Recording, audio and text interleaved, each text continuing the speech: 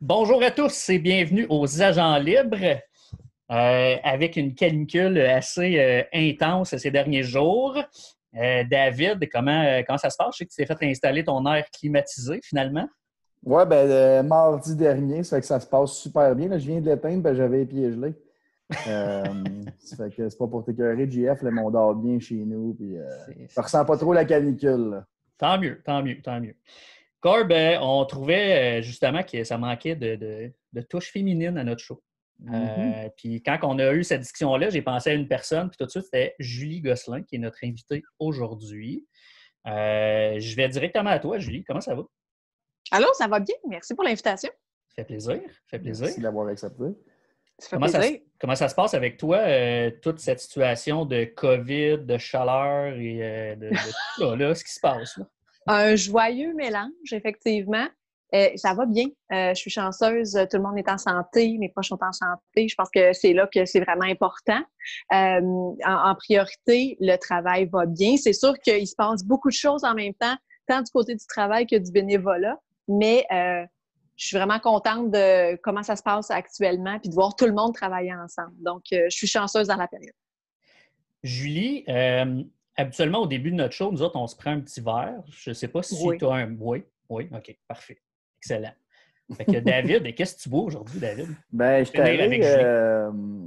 allé avec le petit drink facile là, que j'ai chez nous en quantité. C'est un petit gin tonic. J'avais rien bu de la journée, fait que j'ai dit que ça commencerait bien la soirée. Là. C'est correct, ça. Gin tonic bien facile. C'est quoi? Moi, je te suis avec un gin tonic aussi, mais pas de glace. J'ai oublié de mettre de la glace. J'ai pas eu le temps. Dis-moi, Julie, que tu bois pas un gin tonic. J'aurais tendance à dire je pourrais y aller. Là, je me rends compte que j'ai complètement oublié en me disant je vais finir avec mon verre au lieu de commencer avec mon verre. Donc, deux options. Soit je m'en vais me chercher un gin tonic pour vous suivre, parce que j'en ai un pas loin, ou je prends mon verre à la fin. Je te dirais, va le chercher tout de suite. OK. Oui. Je mets ça sur pause. C'est bon. J'ai oublié ça aujourd'hui. Fait que Julie et son gin tonic, j'imagine? Je vous suis avec un gin tonic également. Parfait. Excellent. Est-ce que c'est des gin tonics du Québec, vous autres, ou pas vraiment? Angava pour moi. C'est quoi, Julie? Romeo Gin. Romeo Gin. OK. Moi, c'est Crocodile Gin. C'est nouveau. Je ne connaissais pas. Mais c'est pas du Québec du tout. Produit québécois? Oui, je sais, mais je n'avais pas. C'est pas comme si on n'avait pas, JF. Je sais bien. J'ai pas pris le temps. Travaille là-dessus. Oui. On revient à toi, Julie. Oui. Récemment, tu as été nommée à la tête de Sport Québec. Première femme à être nommée présidente de Sport Québec. Qu'est-ce que ça signifie pour toi? C'est gros, là. C'est sûr que c'est un honneur. C'est un honneur d'être à la présidence de Sport Québec. Mais c'est sûr que c'est encore un honneur plus important d'être la première femme à la tête de Sport Québec. Évidemment, ça amène un lot de joie, de fierté, mais aussi d'effet de responsabilisation puis d'entraînement. Donc, j'espère que je suis la première, mais que la deuxième suit bientôt également, puis qu'on n'attendra pas encore de nombreuses années avant d'en avoir une deuxième. Donc, j'espère que maintenant, ce ne sera pas une nouveauté, mais que ça soit ce qui est régulier d'avoir un équilibre, une balance entre un homme et une femme à la tête de Sport Québec. Je ne t'ai pas présenté au début, là, j'ai fait ça un peu rapidement, mais là, tu viens d'être nommé à Sport Québec. Tu es aussi sur le CA de Baseball Québec. Puis tu as tes tâches professionnelles habituelles. Je pense que tu travailles pour... C'est ça, je suis directrice marketing pour la financière Sun Life. Exact. Donc, ça, c'est mon emploi. Et en bénévolat, donc, c'est ça, j'étais déjà sur le conseil d'administration de Sport Québec depuis un petit bout de temps et maintenant, donc, avec des nouvelles responsabilités comme présidente. Et aussi, toujours au conseil d'administration de Baseball Québec. Alors, je conserve les deux conseils d'administration. Une femme occupée. Une femme occupée. Exact. Est-ce que d'être sur un CA de pas deux fédés, mais mettons de baseball et de Sport Québec, est-ce que ça amène est-ce que c'est un horaire qui se fait bien, exemple, ou ça peut être complexe de gérer les deux ensemble? Là? Je dirais qu'en temps de crise, ça a été un petit peu complexe, mais moi, je vois ça comme un gros match de Tetris avec l'agenda. Donc, voir par bloc comment est-ce qu'on fait pour y arriver en gérant les priorités, mais ça se fait quand même bien. Donc, ça peut être des rencontres le matin, le midi, le soir, avec l'agenda du travail. Je suis quand même très chanceuse d'avoir des patrons, une équipe à la Sun Life qui m'appuie là-dedans, qui me permet aussi d'être flexible un petit peu dans mes horaires pour pouvoir accommoder les deux, surtout en gestion de crise. Oui. Puis, comment ça se passe en fait moi, je suis un peu au courant étant impliqué avec Baseball Québec, mais comment ça se passe avec les fédérations, avec Sport Québec en temps de crise présentement? Est-ce que le sport s'en vient? Est-ce que ça va bien, les sports qui recommencent tranquillement, puis ceux qui espèrent recommencer comme le hockey? Est-ce que ça se passe bien? Bien, je pense qu'on a eu vraiment des bonnes nouvelles la semaine dernière. Donc, on a eu un gros déconfinement, plus que même ce qu'on pouvait espérer, je dirais, à cette étape-ci. Par exemple, parce que les fédérations ont fait tellement du bon travail, qui ont tellement bien prouvé à la santé publique les étapes à prendre. Vraiment, ce qu'ils allaient faire pour prouver que les jeunes et les bénévoles allaient être bien entourés dans cette condition-là, qu'on a pu sauter des étapes rapidement. Okay. Et ça, c'est vraiment parce que tout le monde a été créatif, tout le monde a été bon joueur, parce qu'on avait tous un seul objectif, c'est-à-dire faire bouger nos jeunes rapidement dans un cadre sécuritaire. Et je pense que ça, il faut lever notre chapeau à toutes les fédérations qui, dans des conditions vraiment pas faciles, c'est-à-dire avec moins d'employés, avec moins de ressources financières, avec la vie de tous et chacun au niveau personnel, où on a les enfants à la maison, où il y avait plein de nouveautés, ou des gens malades dans notre entourage, et on a réussi quand même à faire en sorte de donner des conditions favorables pour que les jeunes puissent bouger. Donc, chapeau à tout le monde. Est-ce qu'on s'en sort comme si de rien n'était? Absolument pas. Je dirais qu'on a encore beaucoup de travail. En ce moment, on planche sur, on a des besoins de bénévoles, on a besoin de gens pour venir nous aider. On cherche des arbitres, on cherche des officiels, des marqueurs, des bénévoles pour entourer les équipes, pour avoir justement ces nouvelles règles-là. Donc, on espère que tout le monde va suivre, va être là avec nous pour aider nos jeunes à bouger. Et ensuite, on va peut-être penser plus au niveau financier. Comment est-ce qu'on fait pour redresser la situation financière de tout le monde pour être capable d'offrir le même niveau de service? OK. Intéressant. Est-ce que c'est... Tu sais, les DG, souvent, ou historiquement, je pense que c'est pas tout le monde qui s'entendait bien, ou pas nécessairement entre eux, mais au niveau des sports. Est-ce que j'imagine que le COVID a fait que la majorité des DG se sont mis ensemble, puis ils sont tous main dans la main, puis ils travaillent beaucoup ensemble au lieu de tirer la couverte chacun de leur côté là, pour avoir certaines choses? Je dirais pas que les DG ne s'entendaient pas. Je dirais peut-être qu'il n'y avait pas nécessairement beaucoup de trucs en commun. Donc, chacun évolue avec sa réalité, avec ses besoins, donc prêche pour sa paroisse. Mm-hmm. Par contre, la COVID, ce que ça a fait, c'est qu'on avait là des intérêts communs. On voulait bénéficier, parce qu'on est en gestion de crise, on est un peu en mode aussi essai-erreur, on a besoin de penser, d'être créatif. Alors là, la force du groupe est vraiment venue, une réalité incroyable. Les gens se sont mobilisés. Il y a eu avec Sport Québec de nombreux comités de travail sur les communications, sur la santé, sur les ressources financières et humaines qui se sont créés à partir de DG, mais de gens d'horizons multiples avec tout le même objectif de s'entraider. Alors, c'est là que ça a vraiment été le fun. Et plusieurs aussi des gens ont travaillé ensemble pour dire, bien, moi, voici le plan que je dépose au ministère, donc tu peux t'en inspirer. Il y a eu une force de collaboration géniale. Et s'il y a une chose que je souhaite qui reste après la COVID, c'est cette collaboration-là, cette mobilisation-là de groupe qui fait en sorte qu'on est beaucoup plus fort ensemble. Définitivement. Moi, Julie, je sais que JF a quelques questions pour toi, mais j'ai quand même ma curiosité, vu que je te connais beaucoup moins.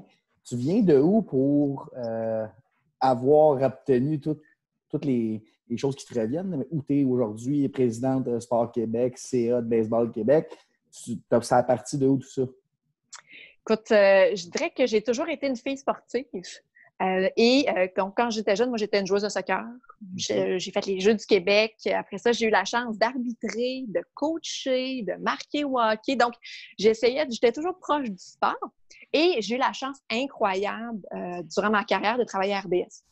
Donc, j'ai eu un poste aux relations publiques qui m'a permis pour moi, c'était un rêve. Là. J'ai toujours grandi avec Sport 30 à la maison. Chantal Maccabé, c'était mon idole. Je travaillais avec elle. Donc, ça a été vraiment là où j'ai appris à connaître encore plus du sport. Oui, je le connaissais parce que je suivais tous les stats quand j'étais jeune, puis j'en mangeais. Mais de travailler à RDS, ça m'a vraiment connecté avec plusieurs sports, mais surtout avec le sport amateur, parce qu'une partie de mes tâches, c'était vraiment l'implication d'RDS dans la communauté avec les athlètes de sport amateur, avec les fédérations. Donc, c'est là que j'ai connu Baseball Québec et Sport Québec. Évidemment, je le connaissais pour avoir fait les Jeux du Québec, mais de voir quels sont les défis de l'organisation, comment on peut les aider, comment est-ce qu'on peut faire rayonner le sport amateur grâce à la plateforme qui était RDS. C'était mon mandat.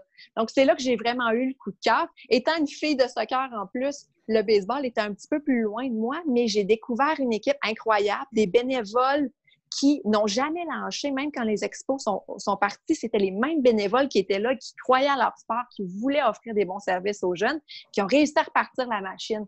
Alors, j'ai eu le goût de me joindre à eux pour, en quittant RDS, de continuer le travail, mais de l'autre côté. Donc, j'ai été très chanceuse de voir Baseball Québec m'offrir une place au conseil d'administration en votant un membre, une coopté qui venait de la communauté. Et donc, je suis passée de l'autre côté de l'équipe avec Baseball Québec pour, je dirais, agrandir le mandat de communication marketing.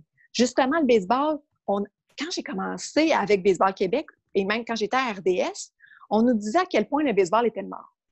Les journalistes nous disaient le baseball est mort. Tous les articles sur le baseball, c'était le baseball au Québec, c'est mort. Et on regardait nos statistiques, on regardait nos bénévoles travailler, on disait, ben non, c'est pas mort. Mais cette perception-là reste. Alors, j'avais un peu le mandat avec l'équipe en place de dire qu'est-ce qu'on fait pour que dans 1 an, 2 ans, on n'entende plus personne dire que le baseball est mort et que tout le monde voit à quel point le baseball est en progression. Donc, on a travaillé beaucoup là-dessus et je suis très contente du travail de l'équipe, de la direction générale, l'équipe des communications, parce que je pense pas que les gens ont encore le sentiment que le baseball est mort et plus que jamais, le baseball est vraiment vivant. Et puis, ça m'a permis aussi de continuer mon implication avec Sport Québec sur le conseil d'administration. Et j'aime cette balance-là entre mon travail en temps normal, à tous les jours, et de garder, même si je suis pas RDS, la connexion avec le sport amateur. Ça fait combien de temps que tu es à Baseball Québec? Depuis l'hiver 2014, à peu près. Parce mais qu'il y avait une croyance qui disait que les inscriptions ont baissé de beaucoup depuis le départ des expos. Là, je sais que ça a remonté pas mal even à où on était au moment du départ des expos. Donc, c'est 2014, tu nous dis que c'était à peu près dans le même range, on était plus bas, ça a réussi à remonter. Avant 2014, il y a eu du travail avant que je me joigne au conseil d'administration. J'ai travaillé avant le conseil d'administration à peu près 4 ans avec Baseball Québec au sein d'RDS et je dirais que c'est au début de ces 4 ans-là que le chiffre déjà commençait à monter. Donc, ça fait presque 10 ans là, qu'on est en progression du côté du baseball. Évidemment, nos chiffres cet été vont être un petit peu plus à la baisse que notre progression des dernières années, c'est compréhensible, mais vraiment une très bonne progression au cours des 10 dernières années. Beaucoup de travail fait sur le terrain et merci aux bénévoles parce que c'est eux qui tiennent tout ça depuis 10 ans. Ouais. Max Lamarche, le DG de Baseball Québec, nous répète assez souvent que ça fait 12 ou 13 ans que l'évolution, à chaque année, il y a une croissance. Ça part cette année, malheureusement. Julie, est-ce que tu pratiques encore des sports? Est-ce que tu joues encore au soccer pour le plaisir ou tout ton travail, ça fait que ton horaire est surchargé? Mon horaire est surchargé, mais je pense pas que c'est une raison pour arrêter de faire du sport, mais j'ai perdu peut-être un peu cette flamme-là de le pratiquer moi-même avec des problèmes de genoux un petit peu. Mais une fois de temps en temps, je prends le ballon et je vais botter quelques ballons dans les buts. Je garde un peu ce fil-là, mais je suis pas capable de me commettre à être dans une ligue, maintenant pour jouer tous les mardis. Ça, pour mon agenda, c'est plus difficile, mais une fois de temps en temps, j'espère jouer. Mais je peux pas dire que je garde... je suis une vraie athlète en ce moment. Je vais dire plus que j'appuie les vrais athlètes. Je me demandais, Sport Québec, parce qu'on parle de ça présentement, ça regroupe tous les sports amateurs du Québec? Effectivement, Sport Québec. Exact. Sport Québec, ça représente son membership, c'est toutes les fédérations, donc 65 fédérations sportives au Québec, toutes les unités régionales de loisirs et de sport, donc la capitale nationale, par exemple. Alors, toutes les unités localement qui travaillent pour le loisir et le sport, et également plusieurs partenaires et organismes à travers le Québec. Donc, c'est une grande famille sportive pour s'organiser, pour vraiment que le sport organisé ait un bon levier avec le gouvernement, mais aussi pour s'entraider entre nous. Okay. Est-ce qu'il y a des fédés ou des associés, dire les camps du Québec, exemple, des choses comme ça? Est-ce qu'il y en a qui sont en danger présentement à cause du COVID? Absolument. Ouais. Absolument. Il y a des fédérations qui étaient déjà très petites avant le COVID, qui ont vu leurs inscriptions arriver à zéro ou leurs employés être réduits au conseil d'administration qui doivent gérer vraiment la situation. Oui, effectivement, il y a des fédérations, mais je dirais qu'il y a beaucoup de clubs en région aussi qui ont besoin d'aide, qui sont un peu sur les respirateurs artificiels parce que leur seul ou la plupart de leurs revenus étaient celles des inscriptions. Donc, c'est pour ça qu'on espère que les inscriptions dans plusieurs sports vont revenir rapidement et que les gens vont appuyer leurs clubs locaux pour s'assurer qu'on n'en perde pas à court terme, mais aussi à moyen terme. OK, mais je pensais pas que c'était possible, mais je comprends. Je pensais pas que c'était possible qu'une fédé soit en danger. Le sport ne disparaîtra pas, mais c'est vrai que la fédération comme telle, s'il n'y a pas de revenus, ben il n'y a pas de fédération. C'est assez logique. OK. Je pensais pas qu'il y en avait en danger. Oui, c'est ça, exact. Je reviens un peu vers le côté féminin de la chose. Oui. Je t'ai entendu au 91.9 en entrevue, puis tu mentionnais qu'il y avait, puis là tu vas me corriger, mais un genre de 17 ou 19 % de femmes seulement avec les fédérations d'impliquer sur les CA. Pourquoi les femmes ne s'impliquent pas dans les fédérations au Québec? C'est 19 % selon la statistique d'Égale Action qui sont à la présidence. Donc, je pense que le chiffre est un petit peu plus grand, c'est-à-dire peut-être 26 % sur les conseils d'administration des fédérations. Donc, c'est certain qu'il y a un manque de représentation, je dirais, sur les conseils d'administration de certaines fédérations.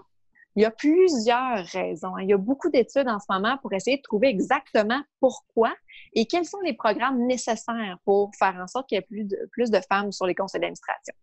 Moi, je dirais, selon mon expérience personnelle, des fois un manque de visibilité de l'offre de ces conseils d'administration-là. Peut-être que les femmes ne le voient pas, qu'il y a une possibilité. Ils ne savent pas nécessairement c'est quoi le rôle. Et moi, ma crainte, souvent, parce que c'est une crainte qui est très féminine et c'est une crainte que moi-même, je me suis posé la question quand j'ai commencé à penser à ce que je me lance pour la présidence de Sport Québec, c'est est-ce que j'ai toutes les compétences pour ce rôle-là? Et ça, c'est très féminin. C'est-à-dire que si j'ai pas 100% de tous les points, peut-être que je me dis que ça devrait pas être moi. Et pourtant, ben, c'est rare qu'on applique sur un job que 100% des points dans la description de tâches, que je dis je suis excellente là-dedans. Ça s'apprend. C'est le potentiel, c'est de dire j'y crois, je suis une bonne candidate, pourquoi pas? Je me fais confiance, je suis bien entourée, j'y vais. Et ça, c'est très, très féminin.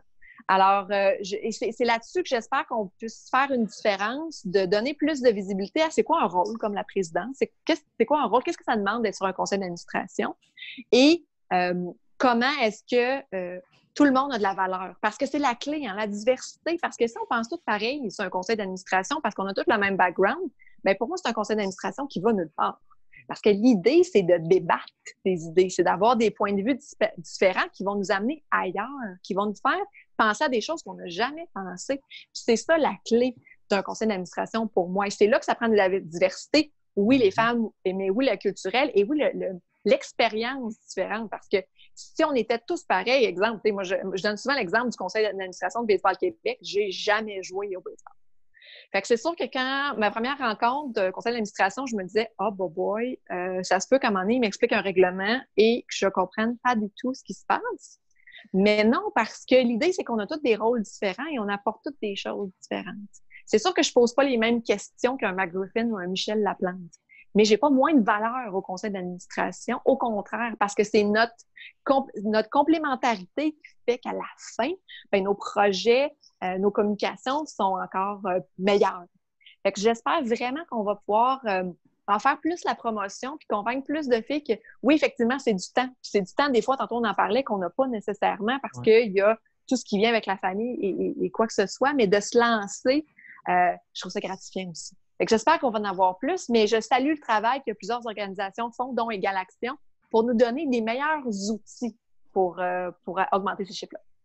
S'il y a des femmes qui nous regardent présentement et qui sont intéressées à avoir des informations, est-ce qu'ils peuvent te contacter? Ben oui, absolument. Ça va me faire plaisir de voir à qui, de voir comment je peux les aider et à qui peut-être je pourrais les mettre en contact parce que des fois, c'est de créer ce réseau-là. La force du réseau, des fois, on ne le sait pas. Mais moi, pour m'en dire ce que vous aimez. Choisissez le sport que vous aimez. Choisissez le sport que vous aspirez. Posez-vous pas de questions, lancez-vous, puis apprenez de ça. Mais absolument, je vous invite à m'écrire et ça me fait plaisir de vous mettre en relation avec l'organisme pour lequel vous rêvez de vous associer.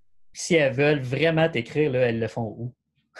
Ça, c'est une bonne question. Je dirais mon adresse de Sport Québec est la plus facile. Donc, jgosselin@sportquebec.com. Donc, ce serait la plus facile pour me rejoindre. D'accord. Puis je sais que tu es très active sur les réseaux sociaux aussi, là. Fait que si les gens veulent, surtout sur j'y vais. Twitter, ben oui, Twitter. Tu es active sur Twitter. Fait que si les gens veulent te voir là aussi ou te suivre, ils le font sur je pense que c'est ton nom, hein? Exact. En fait, c'est Ju Gosselin. Donc, mon surnom, ou sur LinkedIn également, parce que je me donne comme mandat de faire rayonner justement les femmes qui s'impliquent dans le sport. Donc, je veux les mettre de l'avant. Donc, si vous vous dites, peut-être moi, l'implication, c'est pas pour moi, mais je connais une de mes amies qui est officielle, qui est super, ou j'ai ma voisine qui est entraîneur de gymnastique et, mon Dieu, j'aimerais ça la faire rayonner. Et n'hésitez pas à m'envoyer des photos, des textes. Et ça me fait plaisir de les partager parce que, oui, on veut inciter, moi, je veux inciter plus de femmes à siéger sur les conseils d'administration, mais l'idée, c'est d'avoir plus de femmes partout. Parce que si on va avoir plus de filles qui bougent, bien, ça prend plus d'officielles filles, ça prend plus d'entraîneurs filles. Donc, il faut vraiment qu'ils soient entourés d'hommes et de femmes. Évidemment, on ne veut pas que ce soit juste des filles partout, mais on veut qu'il y ait plus de modèles, qu'il y ait plus de visibilité. Moi, j'ai été chanceuse. Quand je jouais au soccer, j'ai été coachée pour les Jeux du Québec par 2 filles entraîneurs. Okay. Et ça, c'était rare. Mais ça faisait en sorte que pour moi, quand j'ai déposé ma candidature pour entraîner, bien, c'était normal parce que j'avais vu des filles coachées. C'était pas nouveau, même si c'était pas à tous les coins de rue. Donc, c'est ce modèle-là qui peut vraiment être l'effet multiplicateur. Et il faut les montrer, les mettre plus de l'avant pour inciter les filles à continuer. Puis les filles qui ont joué puis qui se sont dit, moi je prends l'exemple toujours du baseball parce que c'est plus facile. Et moi, j'étais toute seule quand je jouais au baseball, par exemple. J'étais juste des gars, il n'y avait pas de filles. Fait que les filles reviennent pour coacher, je trouve ça beau. Parce que c'est cet effet-là qu'on veut créer où les filles finissent leur carrière, reviennent entraîner les plus jeunes, communiquent leur passion. Donc, vous avez des beaux exemples dans votre entourage, partagez-les, ça va vraiment créer un effet d'entraînement. Bonne idée. J'ai quelques petites questions qui me sont venues, comme à l'habitude quand je t'écoutais. Est-ce que, par exemple, quand on parle du sport amateur, soccer, hockey, baseball, là, les plus populaires peut-être au Québec, est-ce que tu vois les ligues qui sont vraiment unisexes, comme une ligue de filles au soccer ne se mêle pas avec les gars nécessairement? Est-ce que tu penses que ça peut nuire au fait que les filles ne continuent pas à jouer plus longtemps?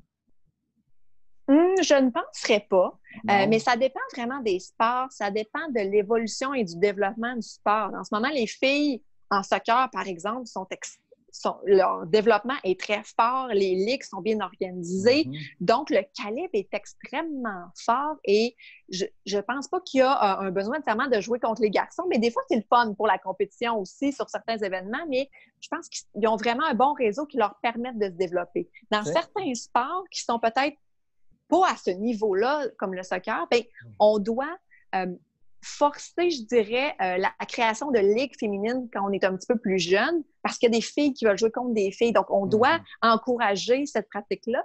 Mais pour certaines filles, pour leur développement, c'est important qu'ils jouent avec les garçons pour qu'on continue à les amener au niveau supérieur. On veut les aider dans leur développement. Fait que je dirais, pour certains sports, on est encore à, je dirais, l'option flexible, où les 2 options sont là et les 2 options sont appréciées aussi, de revenir à jouer avec des filles pour certains événements et de pouvoir aussi avoir un défi en jouant à plus haute catégorie avec des garçons rendus à un certain âge. Le baseball est un peu là, je pense. Hein? Il y a certaines régions qu'il va y avoir gars-filles, mais d'autres régions que les filles vont être là, ils vont se rejoindre pour l'équipe provinciale ou nationale et tout ça. Mais ouais, c'est ça. Je pense qu'ils commencent à sortir de l'eau un peu, d'avoir plus d'équipes de filles au baseball. C'est ça. Puis on est pionniers au Québec pour le baseball féminin. On parle des fois à nos collègues dans le reste du Canada ou aux États-Unis, on leur dit on a des ligues. Les autres se disent, mon Dieu, on fait une équipe puis on fait la première page du journal. On choisissait des filles pour aller dans un voyage au Japon parce que le Japon, c'est la mecque du baseball féminin. On choisissait des filles de partout au Canada pour s'en aller en voyage pour jouer au baseball au Japon, malheureusement reporté pour la COVID. Mais ce qui me frappait, c'est les filles je pense qu'il y avait 10-11 ans pour notre concours. Leur vidéo, c'est la seule fois de ma vie où je pourrais jouer avec des filles. Ah ouais? Puis j'en revenais pas de dire, ils n'ont pas cette chance-là. Ils ont tellement pas cette chance-là qu'ils ne voient même pas que ça s'en vient. Donc, c'était pour eux autres leur seule chance de dire, j'ai quelqu'un à côté de moi qui joue, puis c'est une fille aussi, puis je vais jouer avec elle, puis ça va être donc bien le fun. Fait qu'on a besoin c'est là qu'on a besoin de s'entraider pour dire, ce qu'on fait au Québec qui a été bon, même si ça a pris des années, puis que c'est pas encore parfait, mais comment est-ce que je peux aider la Nouvelle-Écosse à bâtir leur programme? Évidemment, la Nouvelle-Écosse va arriver dans un tournoi, puis à un moment donné, ils vont nous battre, puis on va se dire, super, on a une compétition, mais en même temps... On aurait dû garder notre idée pour nous. C'est là qu'il ne faut pas faire ça. Ouais. Parce que si on pense comme ça, on va jouer entre nous autres, puis ça va être bien plat. Mais quand on est capable de dire, on va le faire pour le sport, on s'entraide, il y a une bonne pratique qui se fait en Alberta qu'on peut prendre au Québec, c'est en s'entraînant. C'est comme ça qu'on réussit à bâtir au Québec parce qu'on a des bénévoles qui s'occupent du baseball féminin partout. Si la Mauricie et l'Estrie est plus avancée que l'Abitibi, mais ils partagent leur succès entre eux. Et c'est comme ça qu'on va bâtir un sport et c'est comme ça qu'on va avoir une meilleure offre de service, surtout pour les filles. Quand ils vont lever la main pour dire « j'ai goût de jouer n'importe quel sport », il va y avoir quelqu'un qui va dire « on est là pour toi, on est neuf pour toi ». Est-ce que le Québec s'entend bien avec les autres provinces, que ce soit au baseball ou dans d'autres choses? Parce que souvent, le Québec est un peu dans son coin. Est-ce que ça se passe quand même bien, la relation avec les autres provinces? Ou c'est ça encore se passe super bien parce qu'ils sont comme « qu'est-ce que vous avez fait de nouveau? Okay. » Où vous êtes rendu? Qu'est-ce que vous avez testé? Est-ce que ça a fonctionné? Est-ce qu'on peut partager? On a vu vos publicités, c'était vraiment bon. Est-ce qu'on peut partager la même publicité? Pourriez-vous nous le faire en anglais? Puis on est là pour aider. On a la chance d'avoir une équipe incroyable. Alors, pourquoi pas aider les autres provinces? C'est l'idée, hein? On veut développer un sport. On n'est pas Québec contre le reste. On veut vraiment avoir un meilleur sport, des meilleurs athlètes à l'échelle canadienne aussi. Donc, on s'entend bien, mais c'est sûr que dans certains éléments, des fois, on va être un petit peu en avant de la parade. Puis des fois, on se dit, mais voyons, on aimerait ça que tout le monde suive un peu plus rapidement dans certains cas. Mais je trouve que c'est une belle collaboration de groupe. Une belle progression, oui. Très, très le fun. J'ai une autre question. Je sais que tu as parlé de Chantal Maccabé plus tôt, mais j'imagine que tu as quelques modèles féminins qui te font pousser dans cette direction-là, de persévérer et de faire rayonner les femmes. Peux-tu nous en nommer d'autres? Oui, absolument. C'est vrai que Chantal, c'était toujours drôle parce que je lui ai dit au travail, c'est le genre de petits trucs des fois qu'on garde pour nous, mais c'est important pour moi de le dire à Chantal que si j'ai eu la chance de travailler à RDS, travailler sur des Jeux olympiques, puis de vivre mon rêve, c'est parce que le matin ou le soir quand j'écoutais Sport 30, elle était à la télé, puis je me suis dit, oui, je préfère ça. Donc, c'est cette étincelle-là. Du côté, je dirais sportif toujours, je nommerais Sylvie Béliveau. Sylvie Béliveau a été une des premières entraîneurs de l'équipe nationale de soccer. Encore là, l'importance de modèle. Quand moi, je jouais, elle était entraîneur de l'équipe canadienne. Donc, je voyais une équipe, je voyais une entraîneur. Donc, je voyais que c'était possible, que c'était normal d'avoir un encadrement de femmes. Manon Réaume a étudié à mon école secondaire. J'ai eu la chance de la rencontrer dans mon parcours de secondaire. Encore là, une femme qui est allée au-delà des barrières et qui a été la première femme au hockey. Donc ça a été une chance de la rencontrer puis de se dire, Colin, c'est peut-être quelque chose qui est possible. Donc, j'ai jamais eu de frein parce que j'ai vu ces modèles-là. Même chose du côté, je dirais, plus professionnel, où j'ai eu la chance de travailler avec Isabelle Hudon, qui est l'instigatrice de l'EFEA, par exemple. Donc, qui nous pousse à sortir de notre zone de confort, de dire que c'est correct d'avoir de l'ambition, c'est correct d'être inconfortable dans une situation parce qu'on n'est pas 100% en contrôle, mais qu'il faut se lancer. Donc, je pense que ça, c'est aussi un discours interne qui est important d'avoir. Donc, Isabelle a eu beaucoup d'impact, je dirais, dans mon cheminement, dans ma carrière et dans mon ambition. Donc, c'est un autre modèle fort important dans mon parcours. J'en ai une autre, là, si JF, tu n'as pas de question. Vas-y. C'est la question que je vais te poser depuis le début, mais je la garde pour là. C'est, tu vois ça où, si on parle en pourcentage, ou les CA sportifs féminins, tu vois ça où dans 10 ans, dans 15 ans, dans 20 ans? Tu le vois-tu se rendre à 50-50? Est-ce qu'il y a encore de la misogynie peut-être à travers ça? Je ne sais pas. Est-ce qu'il y a un blocage au niveau des femmes dans le sport? Moi, j'ose croire qu'il n'y a pas de misogynie. J'ose croire ça. Souvent, ce qu'on se rend compte, c'est plus... on s'est pas rendu compte qu'on avait peut-être quelque chose dans nos règlements généraux, dans notre processus d'ouverture de poste qui faisait en sorte que c'est un frein. Aussi facile que, par exemple, quand on a une offre d'emploi, par exemple, à Baseball Québec, on affichait tout le temps le poste au masculin en se disant le masculin l'emporte sur le féminin, là, la règle de base. Puis on s'est rendu compte à un moment donné que si on féminisait, donc si on disait entraîneur, marqueur, marqueuse, coordonnateur, coordonnatrice, bien soudainement, on avait plus de CV de filles et de femmes. Fait qu'on se dit, Colin, parce que les filles, ils pensaient pas, ils voyaient l'offre d'emploi puis ils disaient, c'est pas pour moi. Mais quand on est venu mettre la petite coche de plus, là, on allumait quelque chose. Là, ils se posaient des questions. Donc, on a vu un changement. Donc, juste des fois, dans des petits trucs comme ça, quand on affiche des postes, je voyais Hockey Canada va ouvrir justement des postes pour son conseil d'administration. Je pense qu'il y a 9 postes en même temps. En ce moment, c'est 100% des hommes. Est-ce que les règlements généraux permettent à une femme de lever la main pour dire « ça m'intéresse » ou c'est compliqué, c'est pas fait pour ça parce qu'il y a un autre mécanisme à l'interne. Donc, souvent, je dirais que plus on travaille, plus on pose des questions, si on se rend compte, c'est juste, on n'y a pas pensé. On n'a pas pensé qu'il y avait un frein. Comment est-ce qu'on peut faire pour que ça soit plus facile? Alors, moi, je vois le changement, surtout que le gouvernement du Québec a sorti un nouveau code de gouvernance pour les organismes en sport et en loisirs qui demande un petit peu plus de présence de femmes au sein des conseils d'administration. Donc, c'est plate d'avoir à attendre une consigne gouvernementale pour changer les choses, mais je pense que juste ça, quand même, ça va apporter un changement. Mais je dirais, plus il va y avoir de femmes qui vont lever la main, plus ils vont se rapprocher pour apprendre qu'est-ce qui a un rôle sur le conseil d'administration, plus on va arriver à une balance.